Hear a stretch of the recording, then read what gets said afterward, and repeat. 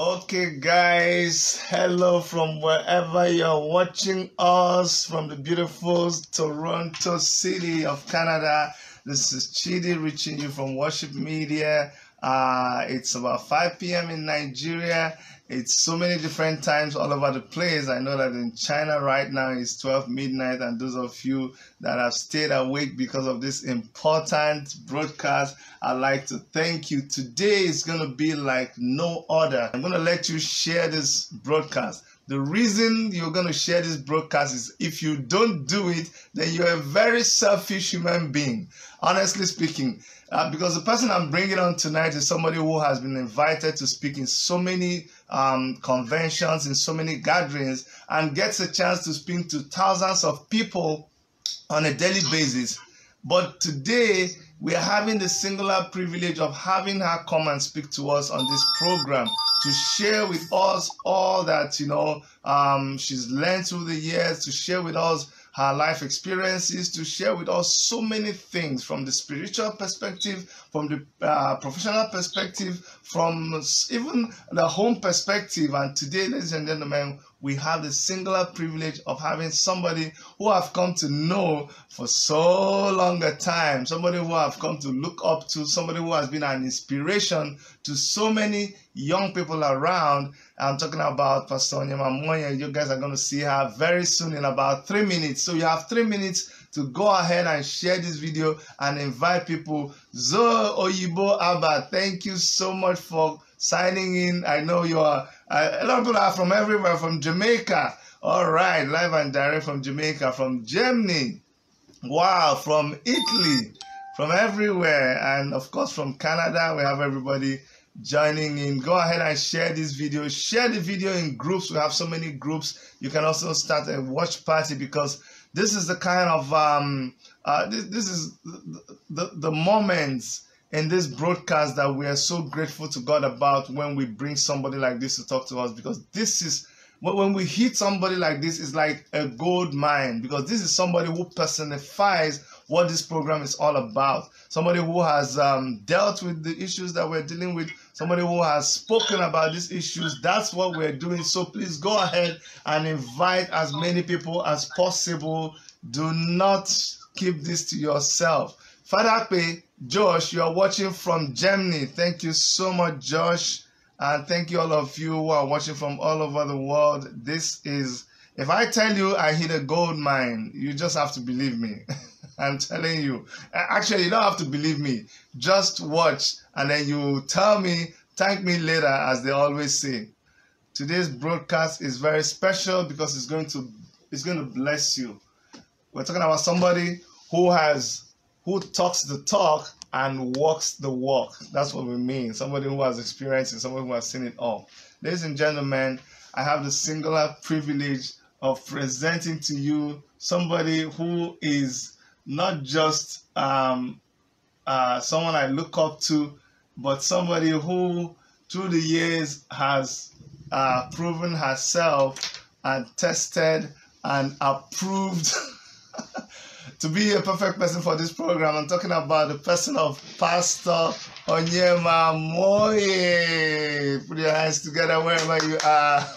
Thank you so much, Pastor, for coming on the program. Thank you, Brother, for inviting me to this program. Thank you. I am so happy to have you on this program.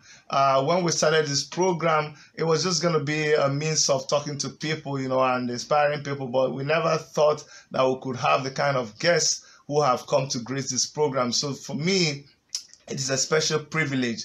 Now, already when we made the poster and introduction, we already put your name as Pastor Onyema Monye. But we would like to hear from you, for people who don't know you, for people who've never met you before. I would like you to describe in your own words, who is Pastor Onyema Monye? Okay, my name is Pastor Onyema Monye. I'm a lawyer by training, but right now I'm pastoring with my husband full-time. My husband is the founder of Temple of Glory International Ministry in Abuja. Both of us together, we are overseeing a church And so that's what I'm basically doing right now. And outside of that, I oversee a women ministry called Daughters of Healing Destiny.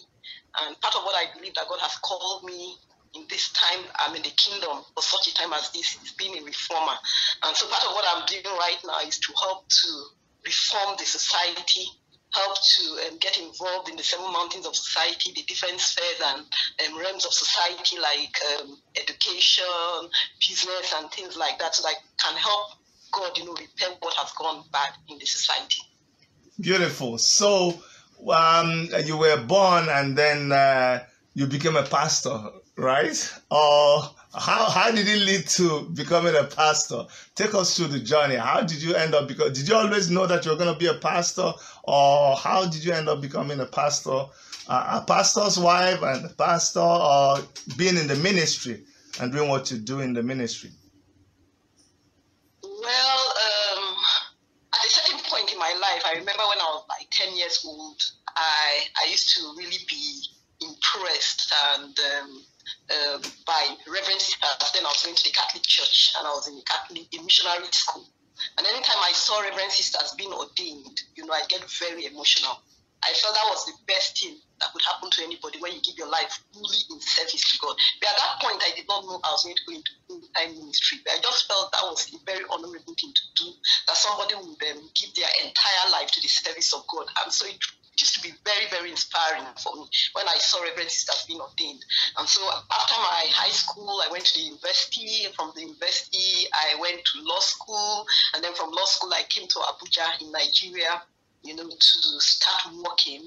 While I was in law school, I met my husband. We started dating when he too is a lawyer by training. We started dating when we were doing our National Youth Service Corps in Katsina State, and we both came to Abuja together. And somehow by chance meeting, we met our late pastor, Pastor Onyema.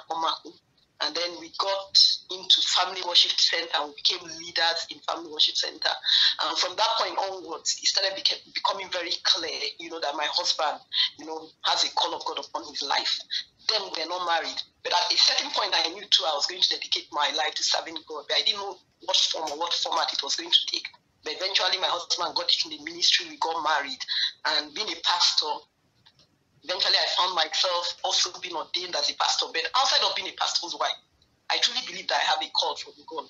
I believe that even if I didn't marry my husband, I was still going to be called into the ministry because of what God has been dealing with me on. I think maybe before I was ever conceived in my mother's womb, God had called me and appointed me to do what I'm doing right now. And so it was destined that brought my husband and I together, because that was what God ordained.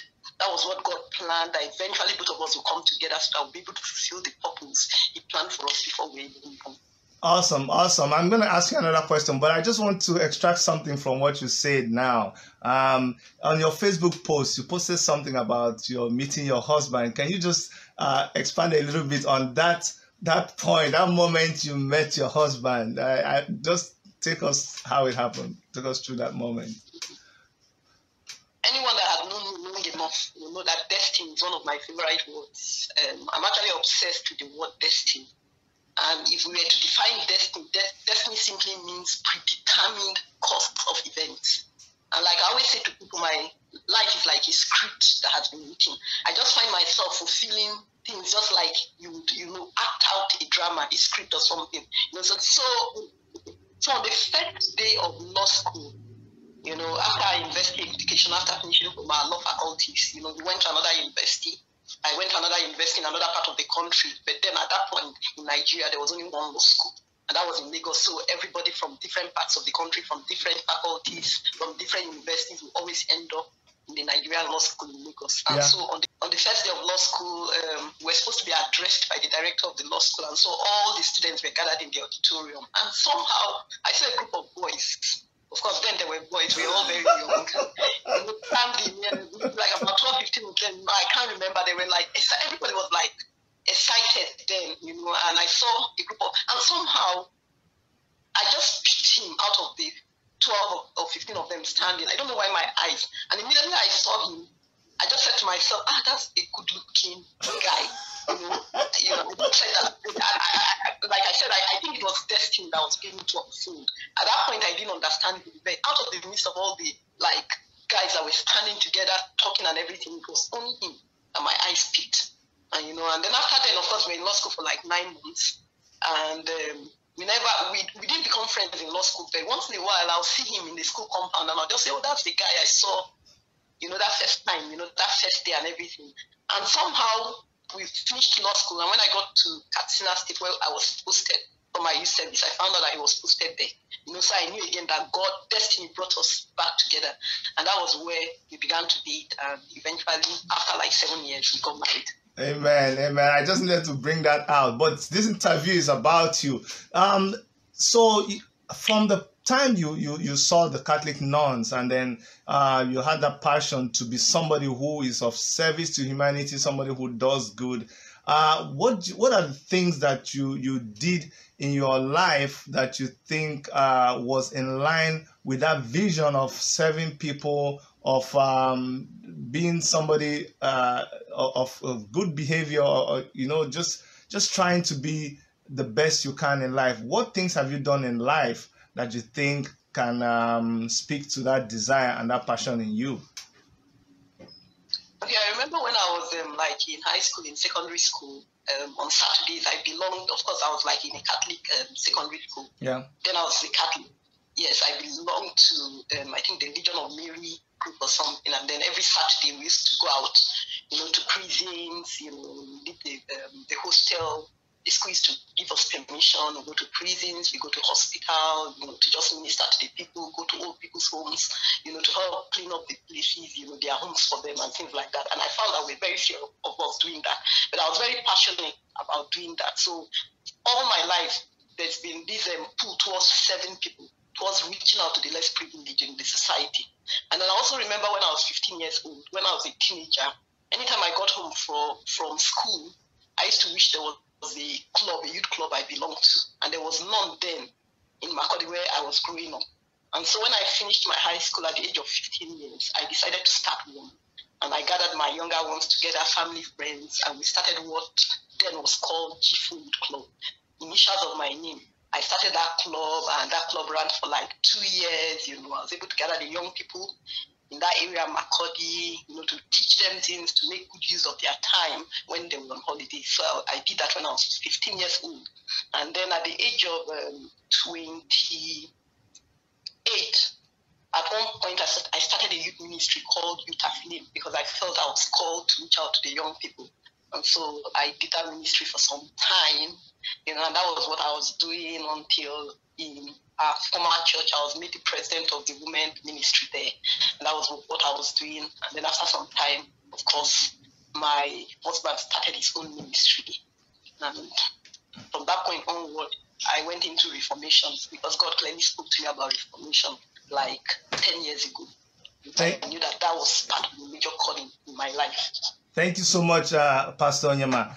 It's very, very interesting to see that from a very young age, at the age when a lot of our young people right now are on Instagram, they're on Facebook, they're Snapchat, just posting, they're trying to be slay queens and slay kings. You were trying to form a group, and you gathered, and when you were going to start the group, you started with what you had. You started with your immediate family. That's very interesting. I also know that you wrote a book. Tell us about this book. Tell us a little bit about this book. What was it all about? Yes, the name is it's not an end, it's a bend, but just tell us about this book. Okay, I wrote the book 9 years ago. At the point I wrote that book, I didn't think I was going to write a book. A year before then, I wrote the book in 2009. Okay, a year before then, I'd lost my daughter, and I'd gone through a process. And that process taught me a lot of things, the way I handled the whole experience, and how I came out of it stronger than when it happened. And so when I was in the year 2010, yes, actually, that's when I wrote the book. I suddenly there was a day I was praying. I was in my quiet time, and there was a phrase that came into my spirit. It's a bend, not an end. Immediately I knew it was the title of the book. But at that point in my life, I was not planning to write a book. I thought I was going to write a book like 10 years later. I was not really planning to write a book then, but I knew it was a title of a book. I knew, of course, when you work with God, you know how God speaks to you. Immediately I knew there was a title of the book. And then I started having this strong impression in my heart that God wanted me to write that book. And God wanted me to write that book before my 40th birthday, which was like in another 2 or 3 months, And at first I was not like really anxious about writing the book. I was not like really interested because that was not part of my plan. But the burden did not leave. There was an urgency about writing that book.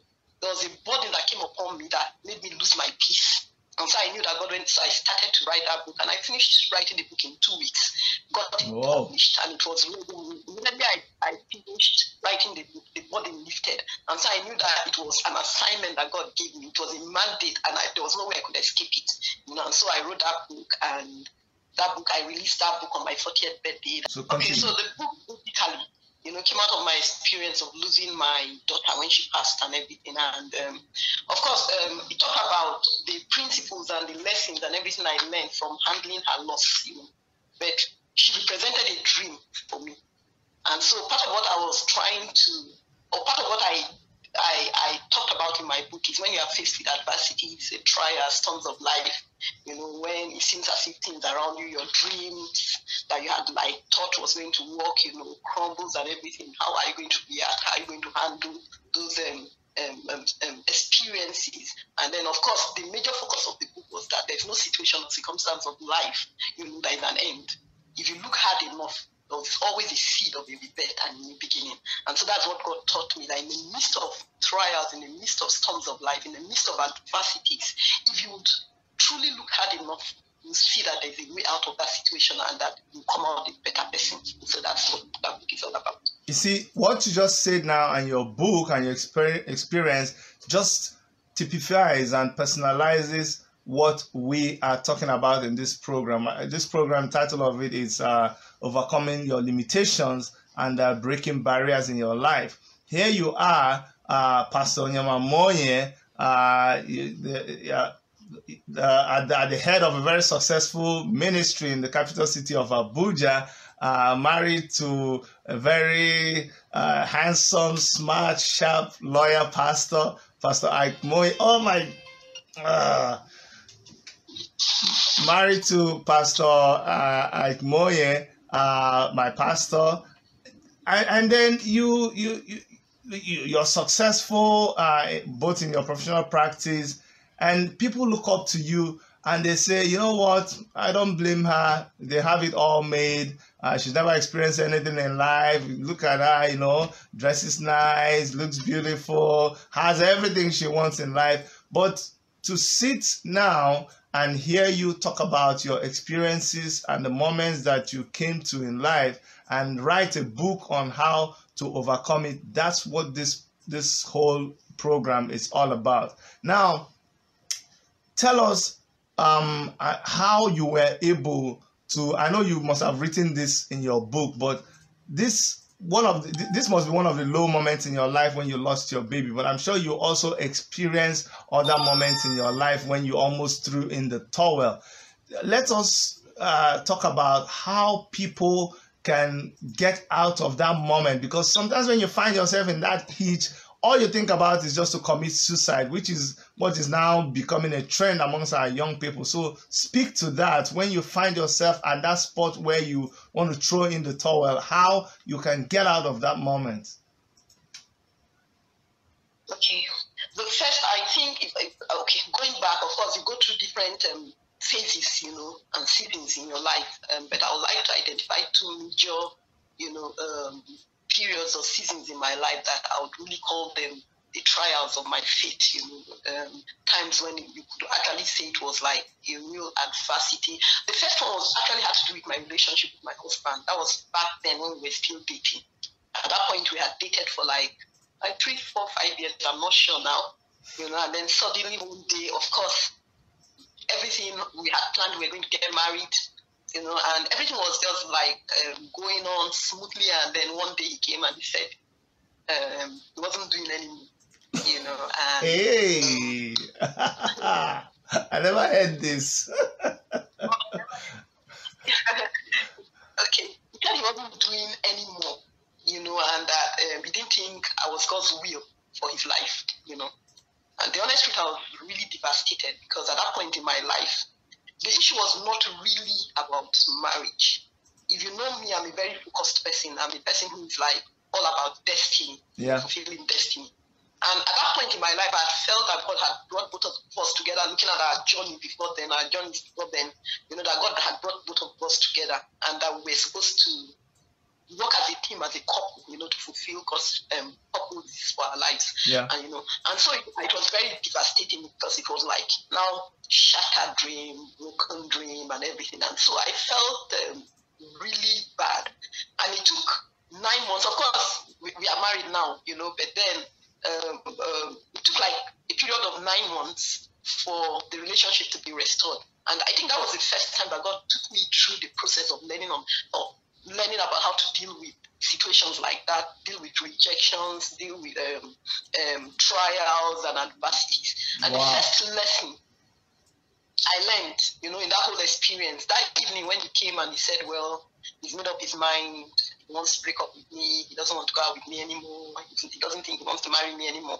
The first thing that hit me was, I'm a pastor, I'm a Christian. As I was walking back from that evening, a song began to come up in my spirit, and I knew that was a clear message from God.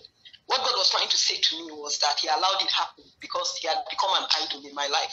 At that time, we were dating, that he had taken his place, the place of God in my life. Wow. And he being a jealous God, would not allow anybody to take that place in my life. And so God said he had to allow it happen so that he can take his proper place in my life. And one thing I learn up in every situation, and that's what I say, when you are faced with adversity or storm or something like that, of course, the first few moments or the first few hours or the first few days, it will be very devastating. But I always say, come to a point when you need to define your reality. What is this about? Why is this happening?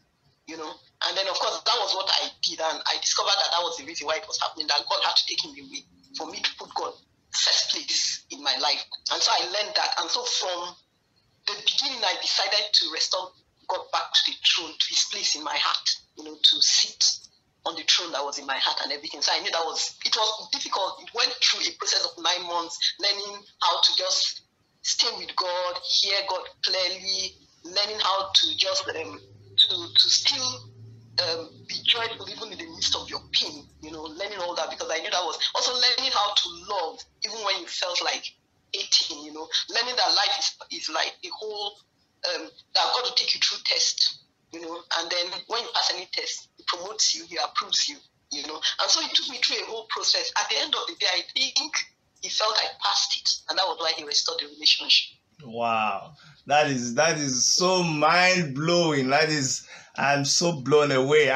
To imagine that I've known you for so many years. I've known both of you. You are my pastors, but listening to you now, it's like you just took me into a whole new world, and I feel so blessed. And I'm sure for those of us who are listening, that is why we bring people like you on this program. Sure, they are being blessed to hear that, because a lot of people, and so it's so fantastic that you actually picked on relationship, because a lot of people have gone to commit suicide because they had a bad relationship, because a guy said they don't want to continue with the relationship, because a lady said they don't want to continue with the relationship, and they just go and commit suicide. But hearing you talk about, going back to make God the center of your life, and then everything will be restored, it is very, very interesting to hear. And you have actually spoken to those of the people out there who are having these issues in their life.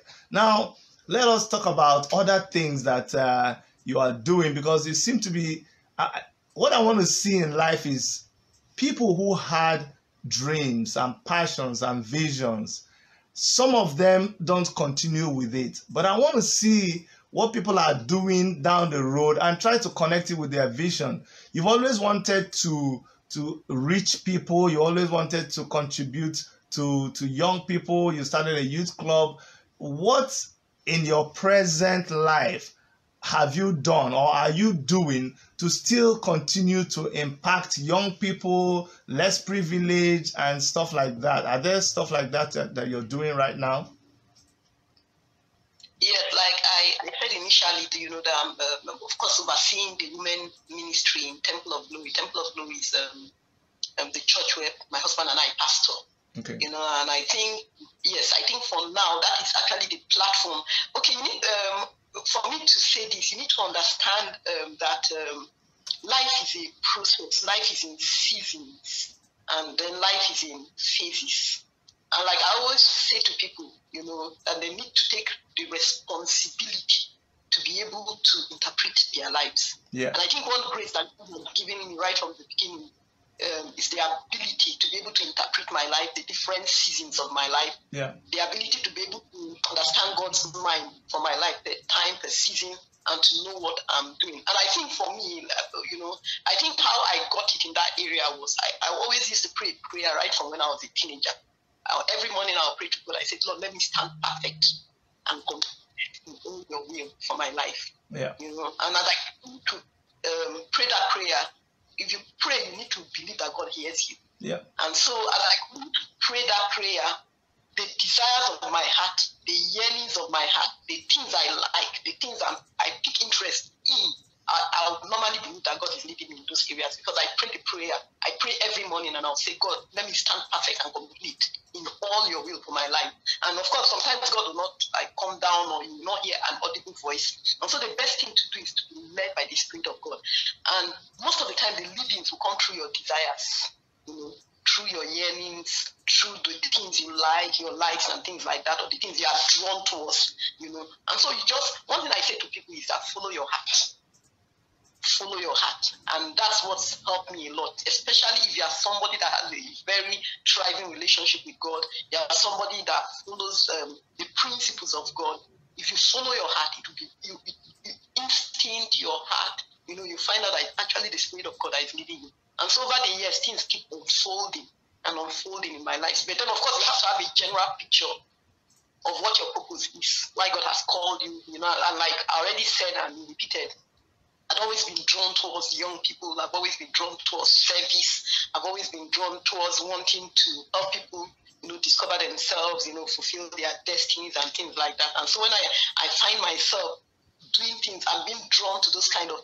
There's something about purpose. Like I said initially at the beginning that destiny is a predetermined course of event. And so there are going to be three major components of that. Three major components of destiny that every man or woman needs to be aware of. That is time, place, and people. You need to be able to know that there are certain strategic times in your life. There are certain strategic places or locations in your life, and that there are going to be certain strategic relationships in your life. And those times, places, and relationships are those things that were ordained and planned and predestined even before you were born. And so it's our responsibility to be able to identify those things when we come across those things. It's actually our responsibility. I tell people, of course, God will help you, but it's still your responsibility to want to know. It's still your responsibility to seek. Pastor Onyema, sorry, I'm interrupting. I've seen you with a chalk in a classroom. What is that all about? I've been meaning to get an opportunity to talk about it because I see flashes of. I see you post something and you tweet and say, "Oh, today I was in class," but what is all that whole project all about? Okay.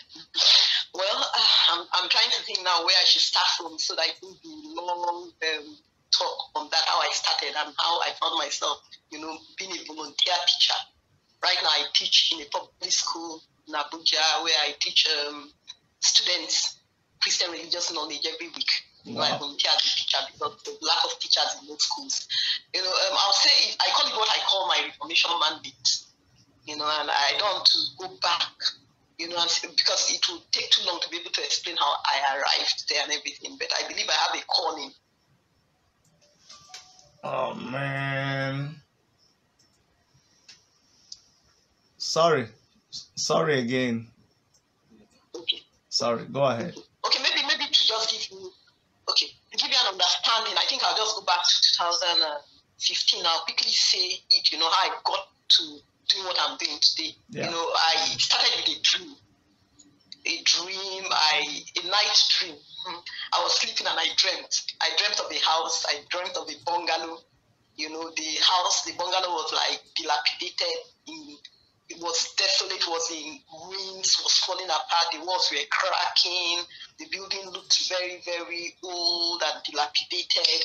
In the dream, it was supposed to be my father's house, In the dream, it was supposed to be my biological father's house. And the whole place didn't look good. It looked old, it looked desolate, it looked as if everything was like falling apart in ruins, And so when I woke up, I was disturbed and I felt, okay, why is, because in the natural, that was not how my father's house looked like in the physical. So why did I have that kind of dream? I thought it had to deal with my foundation, and I began to pray about it. But then God began to speak clearly to me that was not my biological father's house, that was his own house. Whoa. And God began to say to me, yes, that house represents, 3 entities. Number one, the man. And he said that when he looks at humanity, when he looks at man, that the lives of men are in ruins, the lives of men are in desolation, the lives of men are crumbling and falling apart. Yeah. He said that house represents man, because we are actually the building, we are the temple of God. Yeah. And then secondly, he said that house represents the church. That when he looks at church, things are crumbling, his house is crumbling, the church is crumbling, things are not just adding up in the body of Christ. So that was then the third one, which is what's going to lead to what I'm doing right now. He said that's how the society is. That's the nations of the world. And the nations of the world, that the societies are in desolation, in ruins, falling apart, crumbling. And so basically that dream was like an instruction: go back and repair and put things in order, renovate, repair, correct, and transform and restore the house to become the way it's supposed to be. Yeah. And so one of the entities said was the society. And he said, of course, every society is made up of 7 pillars. We have education, we have government, we have business, we have entertainment, we have media, we have family, and then we have religion. So every society is sustained and held by those 7 pillars. And that's what God said to me, that those 7 pillars were crumbling, were in ruins, were in desolation. And God needed people to go into the society to help repair, the 7 pillars of the society.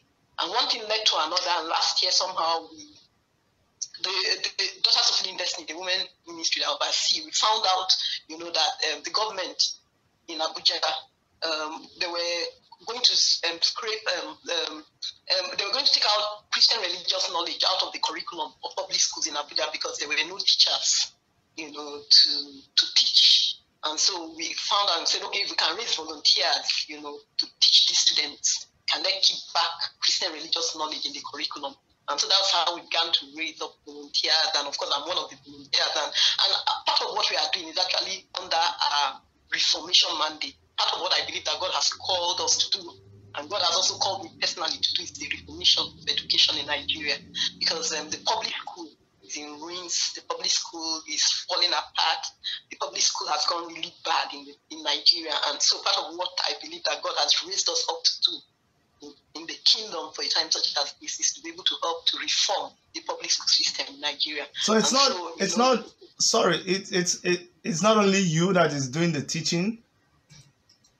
No, I teach. Like I said, we raise volunteers. I'm not one of the volunteers. Oh. We are doing it, but I teach. I teach because I personally want to. I think when I started teaching, I found out I actually have a call in that area to teach students, and I'm loving that experience. I'm one of the volunteers, but actually our ministry, we can call it organization, Daughters of Healing Destiny, that is spearheading. We have what we call teachers volunteer scheme. It's a scheme where we are trying to raise volunteers to teach in public schools. I'm actually the leader. I'm the leader of that group, but I am still teaching because I want to teach. Wonderful. That is so interesting to see. I mean, in these days, one thing you said here that is beautiful and is worthy of note is this. A lot of people have brought disrepute to the Christian faith. A lot of, unfortunately, a lot of pastors out there, by the way they go about their business, have just made it so difficult for you to even talk to some people about Christianity. And to see that, one time I was bragging about the people that have formed my life, and I was calling names of pastors, and I'm telling people, you see, everything has not crumbled. We still have some people who are holding the torch and through them, I know God will still restore His house. It is good to hear you talk about this. I want to encourage you, and then also encourage people to get in touch with you and be part of what you're doing. Is there like a website, or I wanted to how people can get in touch with what you're doing? And so tell us a website where they can find what you're doing and be part of the volunteer scheme, and how they can also be part of the ministry, and also how we can access your book or even buy it. I don't know if it's for sale online, or let us know how we can be part of this. Okay, for accessing us, you can find us on social media. If you go to Temple of Glory Abuja, you can access Daughters Fulfilling Destiny, or you can just click Daughters Fulfilling Destiny, or maybe just go to Temple of Glory Abuja, and then on the website of Temple of Glory Abuja, you can access Daughters Fulfilling Destiny. Okay, how about the book? We are on Facebook, we are on Twitter, we are on all those social media. How about the book? Is the book on sale on Amazon or anywhere? And somebody's asking for a phone number. Is there a phone number they can also get you through, or is the phone number on the website? Okay, of course, if you go, there'll be phone numbers on the website. But I can give a number right now. Okay. Please go ahead. If you go to the website, there are phone numbers. Nigeria 234. Yeah. 80. Okay. 365. Okay. 75790. Awesome. So this is how people can get to you. Thank you so much, Pastor Onyema. I really am blessed to have you on the program. I wanted our viewers to not just be blessed by what you're saying, but we wanted to showcase. People have this stereotype about what a pastor's wife is, but a lot of them don't know that there are some pastors' wives who are educated, who are smart, who can hold their sway any time, who are just a role model. So please, I lack words to describe how we feel about you coming on the program. We'll be calling you at some other time, and we will appreciate if when next we call you, you're able to answer us and be of service to us. Thank you so very much for coming on the program. Thank you so much. Thank you. Like an honor. Thank you for inviting me. Thank you so much. Thank you very much. All right, guys. That has been Pastor Onyema Monye, all the way from the Abuja city of Nigeria. She's a lawyer. She's a writer. She's so many things. She's a philanthropist. She has an organization that they go and volunteer and they teach a lot of people. There's so much that you can learn about her, but I'm sure if you read the book, she has compressed a lot of her experiences inside that book. The reason why we have this program is to be able to reach out to people who have given up in life, people who are at a point in their life where they think, oh, you know what, I want to give up. But to hear someone like her touch on the experiences that she went through, it's amazing that she even had relationship problems, but look at her today. They have one of the best marriages you can ever think about. You just need to go through their profiles, see the things that they do. They are just like lovebirds, she and her wife. I never knew I know they went through some other issues, I heard about that when we were in church together, but I never heard about it from this perspective, and I am blessed from what I heard her talk about. Please come back next time when we're going to have a very, very distinguished guest on our program, overcoming your limitations and breaking barriers. From all of us in the Worshipmedia studio of the beautiful city of Toronto, this is Chidi and Erica signing out.